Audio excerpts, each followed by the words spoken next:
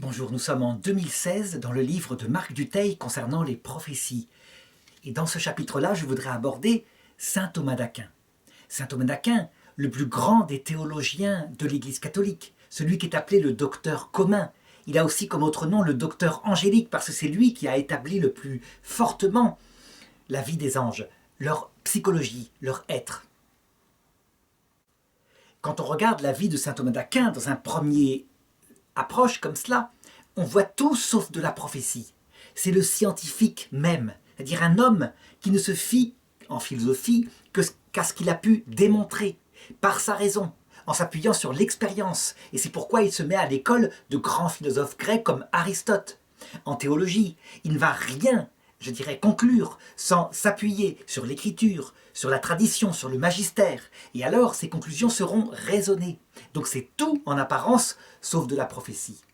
En réalité, si on considère le contenu de ce qu'il annonce avec intelligence, c'est le sommet de la prophétie. Quand la Bible dit, à propos de ce qui viendra après la venue du Messie, « Vos fils et vos filles prophétiseront ». Je dirais même que lorsqu'un enfant de 5 ans annonce à ses parents ou qu'il a appris au catéchisme que Dieu s'était fait homme et qu'il avait fait ceci à la croix, il en sait 1000 fois plus que les plus grands prophètes de l'Ancien Testament, qui n'avaient pas cette vision-là. Cependant, ce type de prophétie-là, puisque la révélation nous a été donnée, ne nous apparaît pas comme, magnifique, comme unique, comme venant verticalement de Dieu. Et donc, saint Thomas d'Aquin, sous ce rapport-là, est tout sauf prophète. Il ne faut pas trouver chez lui autre chose, en ce qui concerne son zèle affectif, que quelques hymnes qu'il compose en l'honneur de l'Eucharistie, avec de la poésie, une poésie très théologique tout de même. Et alors, au cours de ses 50 années de vie, parce qu'il va mourir très tôt, il va écrire des traités de théologie et des traités de philosophie. Il commente toutes les œuvres d'Aristote. Et puis, il écrit sa fameuse Somme de théologie, où, de manière systématique et organisée, il passe en revue les problèmes de la théologie, à commencer par Dieu, pour terminer par les fins dernières, ce qui se passe à l'heure de la mort à la fin du monde. Seulement, il y a quelque chose qui va se passer dans sa vie à un moment donné et qui rejoint tout à fait ce livre sur les prophéties. Il était âgé d'environ 49 ans. Il était en train de dicter à son fidèle secrétaire, frère Réginald de Piperno, la fin de la Somme de théologie, la 4e partie. Il en était rendu au sacrement de pénitence. Et un matin, il se lève pour prendre comme à l'accoutumée son travail, il devait dicter, et il célèbre sa messe. Et là, pendant la messe, tout d'un coup, frère Réginald assistait à la messe, il tombe en extase. C'est quelque chose d'étonnant. Il s'était penché vers le tabernacle, il avait ouvert le tabernacle avec sa clé pour y retirer des hosties. Et c'est là qu'il ne bouge plus. Il reste immobile, la tête comme dans le tabernacle. Il sort de son extase après un long moment, il est changé. Et arrive, après le petit déjeuner, l'heure où il faut se mettre au travail, frère Réginald se met pour pouvoir noter la suite de la Somme de théologie. Et Thomas d'Aquin ne vient pas. Il va chercher Thomas d'Aquin, et Thomas d'Aquin lui répond « Je ne peux pas aujourd'hui ». Alors, son secrétaire met ça sous le compte d'une émotion, de la maladie. Mais ça dure, le lendemain c'est pareil, et le surlendemain aussi, et il ne dicte plus.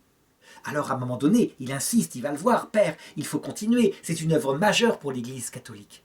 Alors, saint Thomas d'Aquin lui dit « Mon frère, j'ai vu des choses qu'il n'est pas permis à un homme de raconter.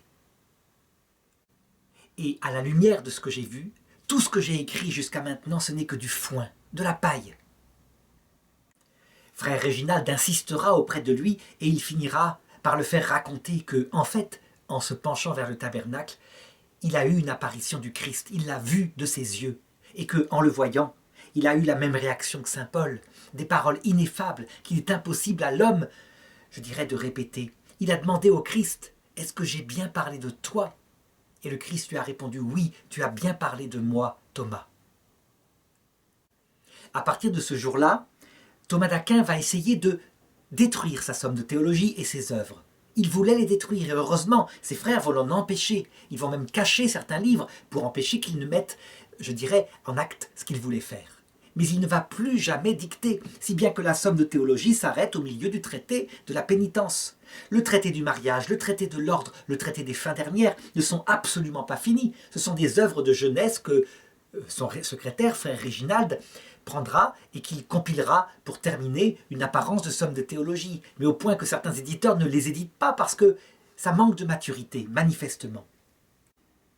Donc on peut dire par là que cette vision qui porte sur le Christ, la même que saint Paul sur le chemin de Damas, est le sommet de la prophétie, et que, en fonction de cela, tout le reste, la scientificité de son œuvre, n'est que de la paille et du foin. Est-ce que ça veut dire qu'il ne faut pas faire de théologie? Bien sûr que si, mais toute la science que nous avons maintenant, lorsque nous verrons le Christ, sera comme rien, comme des ténèbres face à la lumière. Voilà ce qu'il faut se dire.